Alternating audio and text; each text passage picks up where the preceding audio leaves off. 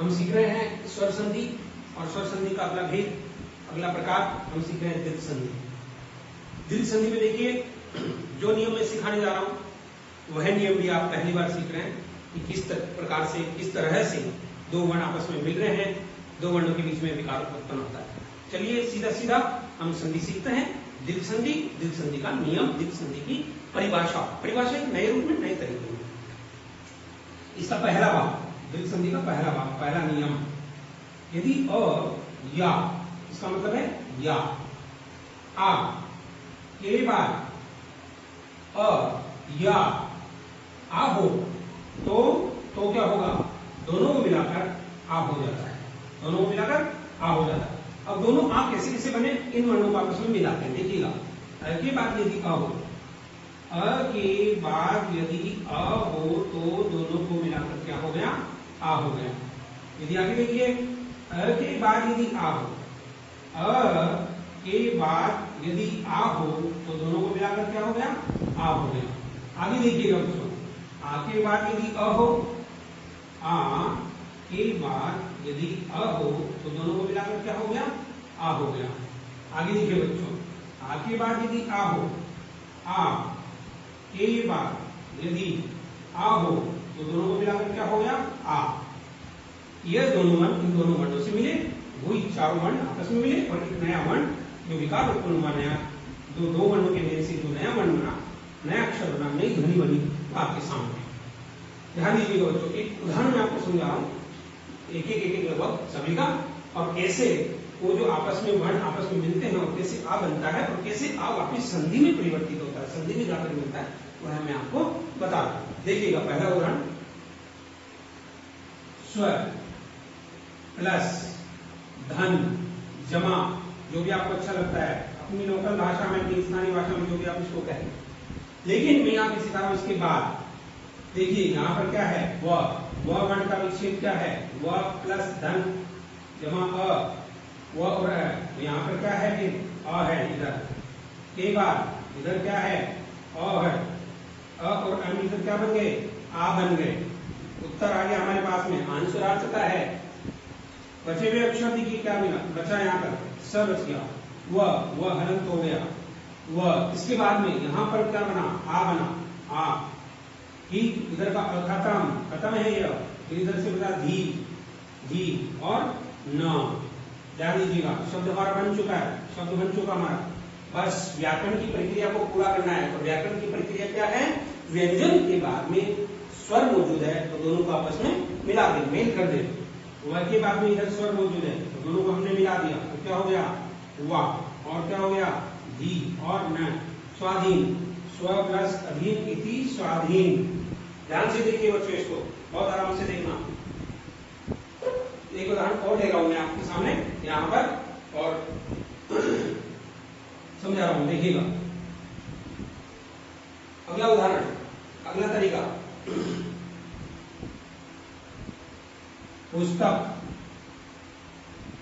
Plus जमा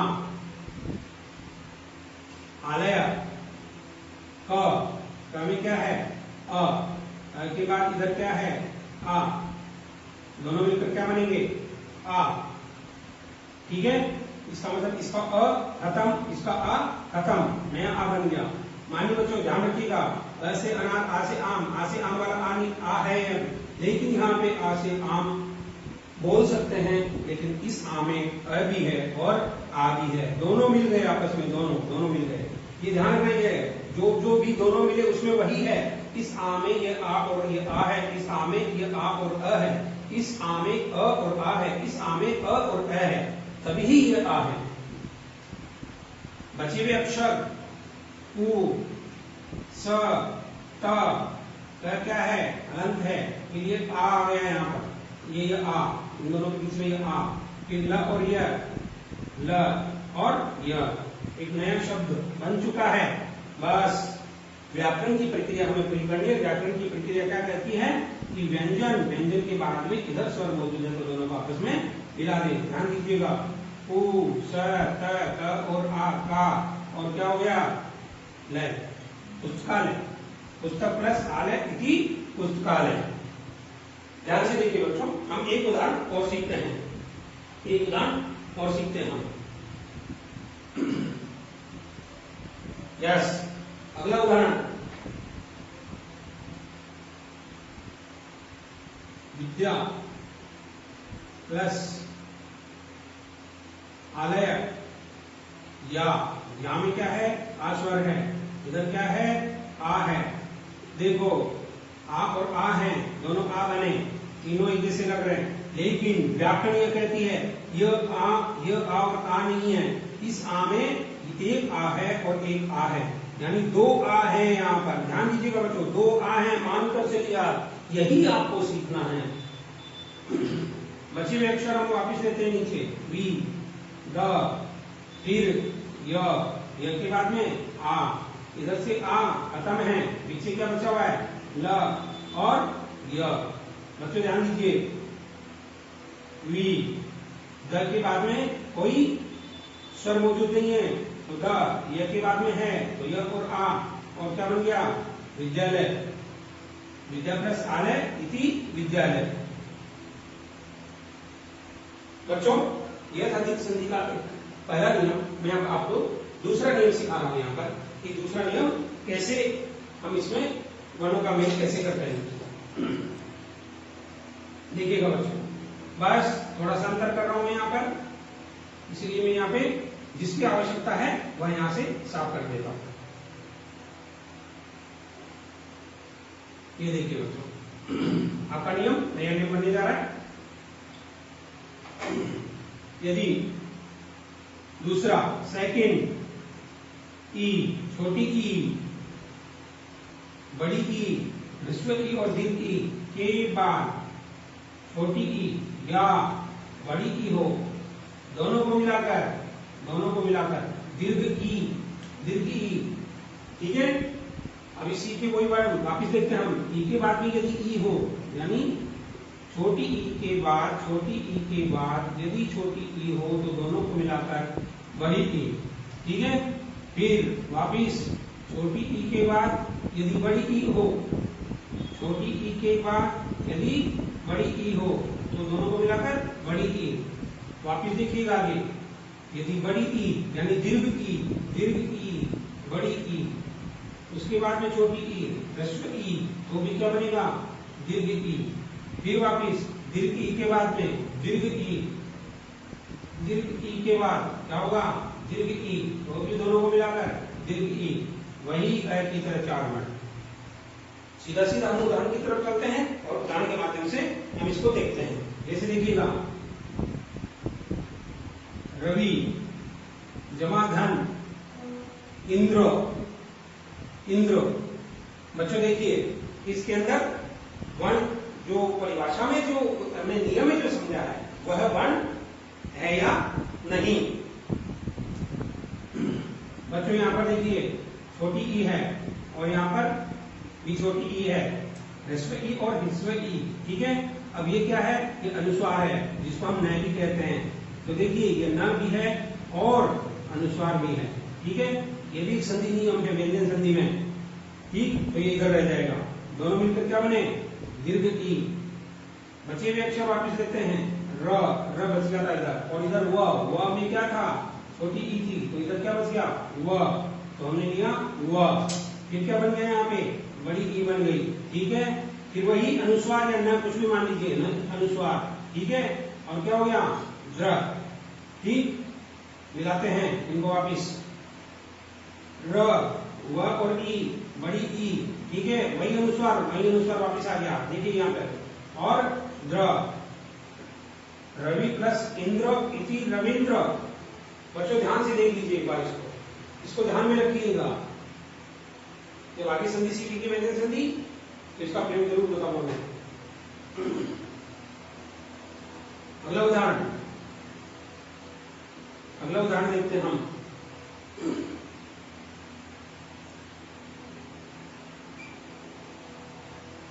Hari plus जमा धन ईश, र में कौन सी ई है, छोटी ई, इधर कौन सी ई है, बड़ी ई, दोनों मिलाकर क्या बने, ई।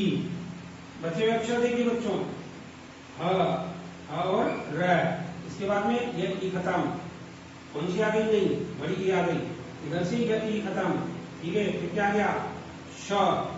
देखिएगा बच्चों, ह, र और ई, री, और क्या हो जाएगा? हरीश। हरि प्लस ईश इति हरीश, हरि प्लस ईश इति हरीश, हरीश। बच्चों ध्यान दीजिएगा, आगे नया उदाहरण।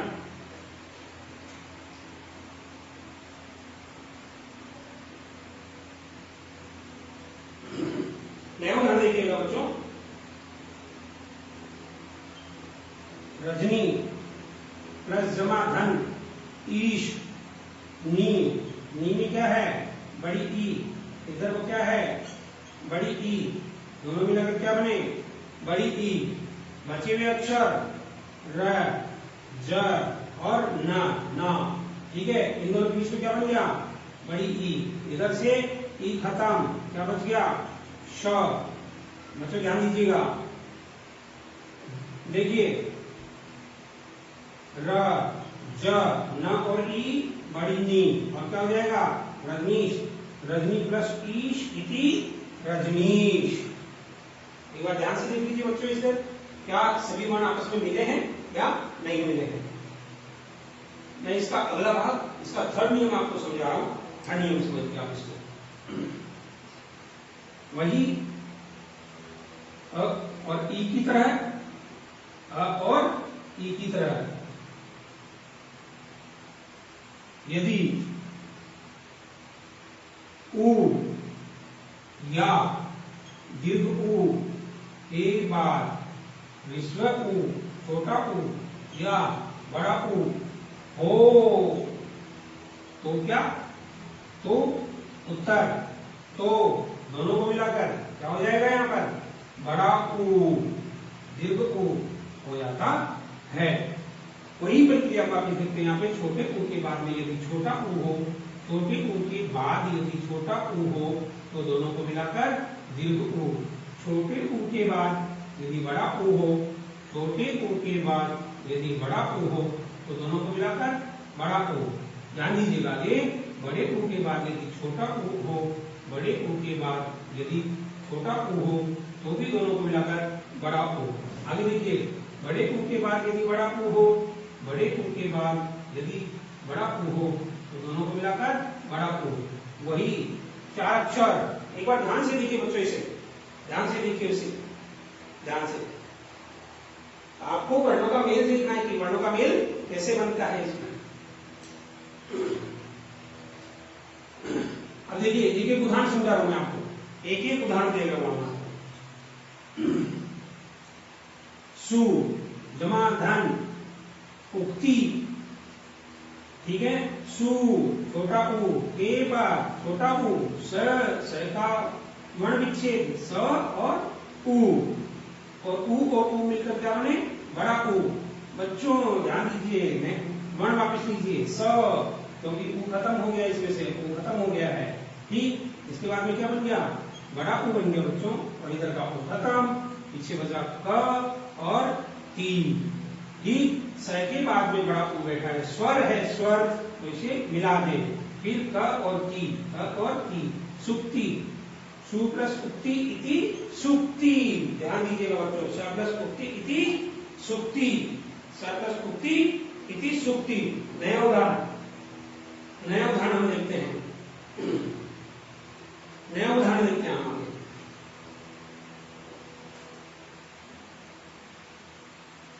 बच्चों नया उदाहरण देखिएगा,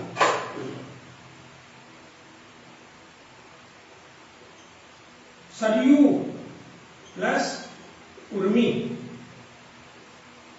सरयू प्लस उर्मी।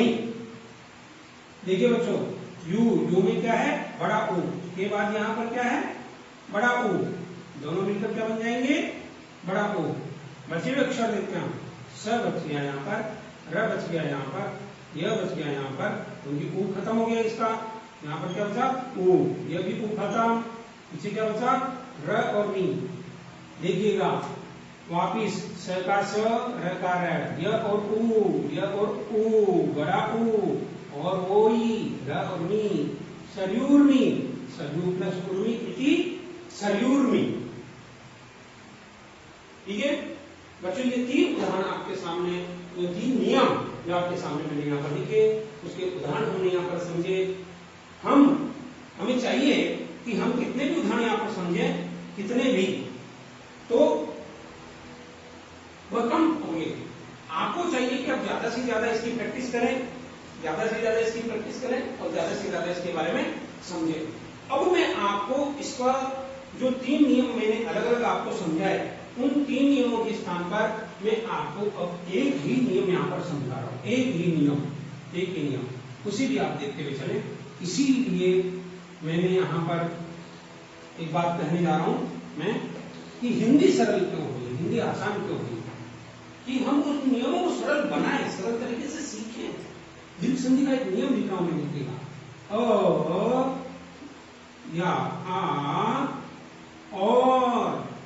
और या ई या ई, ठीक है, और क्या ऊ या ऊ के बाद यदि अ या आ,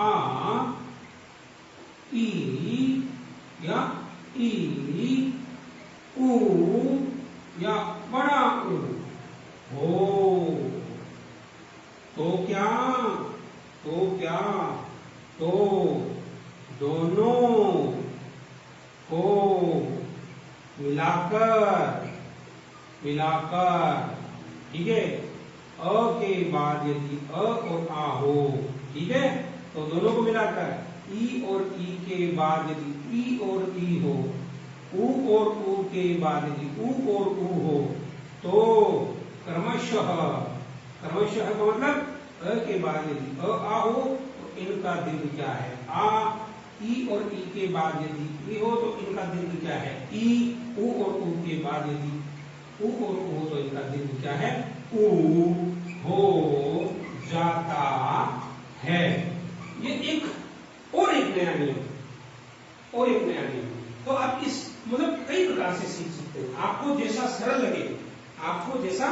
सरल लगे उसी हिसाब से आपको सीखना है। देखिए बच्चों, हमने दीर्घ संधि में सीखा, 3 प्रकार के नियम हमने देखे, और 3 नियमों को हमने यहाँ पर शामिल तौर पर भी देखा, शामिल करके भी देखा हमने यहाँ पर। एक बार आप इसको ध्यान से देख लीजिए। इन नियमों को समझने के लिए क्या करना है, हमें इन पर आधारित जितने भी उदाहरण हैं, वे सभी उदाहरण हमें समझने हैं, वे सारे के सारे उदाहरण हमें समझने हैं। और जितनी ज्यादा प्रैक्टिस करेंगे, जितनी ज्यादा उदाहरण हल करेंगे, आपकी संधि एकदम सही होती भी चलेगी। और एक बात तो समझे, कभी भी सीखने के लिए आपको अपने उस स्तर को त्यागना होगा जहां पर हम समझते हैं कि नहीं मुझे आती है, या मैं संधि सीखा हूं, या मैंने बीए, एमए, ग्रेजुएशन, बीएड कर लिया है। उस स्तर को त्याग कर संधि के उस स्तर पर आए जहां पर संधि सीखी जाती है, अर्थात क्लास 6। तो कक्षा 6 में आकर आप सीखें, कक्षा 6 के विद्यार्थी बन जाए, अपनी मानसिकता को बीए, एमए वाली नहीं करके कक्षा 6 के स्तर वाली करें और आप इस संधि नियमों को सीखें। तो बच्चों, यह था दीर्घ संधि। हम मिलते हैं एक नई संधि के साथ में और एक नए नियम के साथ में, जो जिसका भी तरीका सरल होगा, आसान होगा। तो ठीक है, धन्यवाद, जय हिंद।